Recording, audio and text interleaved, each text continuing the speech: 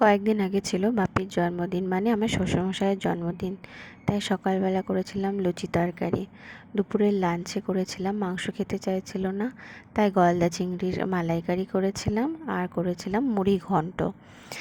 এটা দিয়েই দুপুরের লাঞ্চ করা হলো। তারপরে সব রান্না বান্না সেরে স্পেশাল বার্থডের জন্য যেটা মেন দরকার সেটা হচ্ছে কেক। তো কেক তৈরি করলাম বাড়িতেই মাইক্রো ওভেনে। আর যেটা আমাদের বাঙালিদের জন্মদিন যেটা ছাড়া হয়ই না বলতে গেলে, সেটা হচ্ছে পায়েস। তাই গোবিন্দভোগ চালটা ধুয়ে এভাবে রেখে দিলাম, মাইক্রো ওভেনে দুধ জাল দিয়ে দিয়েছিলাম। আর এইবার তৈরি করতে বসে গেলাম পায়েস। কারণ পায়েস ছাড়া আমরা ছোটোবেলা থেকেই দেখেছি যে মা দিদারা সবাই, মানে জন্মদিন বলতে কিছু হোক না হোক পায়েসটা হবেই, তাই না? তাই পায়েসের রেসিপিটাও তোমাদের সাথে শেয়ার করলাম। আমি প্রথমে দুধটা জাল দিয়ে নিয়েছি, আর গোবিন্দভোগ চালটাকে ভিজিয়ে ধুয়ে ভালো করে ঝরঝরে করে রেখে দিয়েছি শুকনো। এইবার কড়াইয়ে দিলাম সামান্য ঘি, আর তার মধ্যে দিয়ে দিলাম কাজু আর কিশমিশ। এটাকে হালকা একটু লাল করে ভেজে নেব।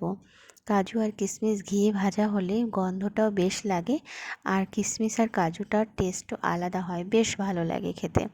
আমি এইভাবেই করি, তাই ভাবলাম করছি যখন তো রেসিপিটা তোমাদের সাথে শেয়ার করি। তো আমি এটা হালকা হাতে একটু ভেজে নিচ্ছি। এটা কিন্তু খুব কম আঁচে ভাজতে হবে, কারণ এটা আঁচ বেশি থাকলে কিন্তু এটা সাথে সাথে পুড়ে যাবে।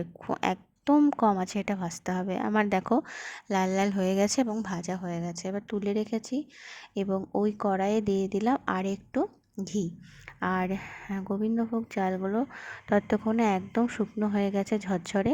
এবার ওর মধ্যে দিয়ে দিলাম চালটা, এরপর দিয়ে দিলাম দুটো তেজপাতা আর দুটো ছোটো এলাচ। এবার এটাকে হালকা করে ভেজে নেব, একটু চালটা যখন সাদা সাদা ভাব হবে সেই পর্যন্ত, খুবই কম 2-3 মিনিট ভাজলেই এটা সাদা সাদা হয়ে যাবে। আমার দেখো হয়েও গেছে। এইবার দিয়ে দেব এর মধ্যে দুধ। আমি এখানে 1 লিটার দুধ নিয়েছিলাম, আর চাল খুবই কম, ওই কতটা হবে সেভাবে মাপিনি, সম্ভবত 150 মতো চাল ছিল এখানে। তো এইবার আমি এটা দুধ দেওয়ার পরে কিন্তু আঁচটা কমিয়ে দেব এবং খুন্তি দিয়ে ভালোভাবে নাড়তে থাকবো, কারণ দুধ ঢালার সঙ্গে সঙ্গে চালটা দলা পেকে যাবে। ভালো করে দলাগুলো না ছাড়ালে কিন্তু ওটা লেগে যাবে। তো এইভাবে নাড়তে নাড়তে যখন এটা খানিকটা সেদ্ধ হয়ে যাবে চালটা, এই পরে আমি দিয়ে দেব কাজু আর কিশমিশটা ওর মধ্যে, দুধের মধ্যে। কারণ ওটাও একটু নরম না হলে ভালো লাগবে না, আর কিশমিশটাও ফুলে উঠবে। তো অর্ধেক সেদ্ধ যখন চালটা হয়ে যাবে তখনই আমি এটা দিয়ে দিয়েছি। এইবার এটাও আবার হতে দেব। একটু মাঝে মাঝে পায়েস নাড়তে হয়, নালে নিচে লেগে যায়। তো এটা নাড়তে থাকবো, আর যতক্ষণ না চালটা সেদ্ধ হচ্ছে ততক্ষণ এটাকে লো ফ্লেমে এটাকে ফোটাবো আমি। এই দেখো আমার পায়েসটা হয়ে গেছে, আর 5 মিনিট মতো বাকি। এমন অবস্থায় আমি একটু আলাদা করে দুধটা রেখেছিলাম, আর দুধের মধ্যে চিনিটা গুলে রেখেছিলাম। খানিকটা গুলেছে আর খানিকটা এইভাবে রয়ে গেছে। তো আমি এবার চিনি আর দুধটা আবার ঢেলে নিলাম, দিয়ে আরও আমি 5 মিনিট এবার এটাকে করব।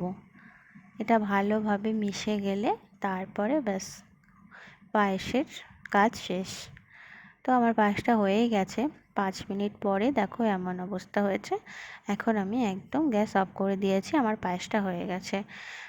আর পায়েস জন্মদিনে করলে যার জন্য করা হয় সেই প্রথমে না খেলে কিন্তু অন্য কারো খাওয়া যায় না, তাই এইভাবে পায়েসটা ঢেকে রাখবো।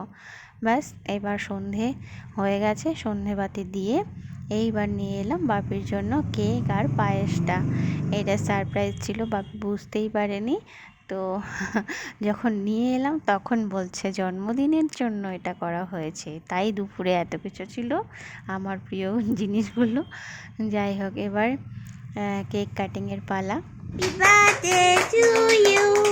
Happy birthday to you. Happy birthday to Babi.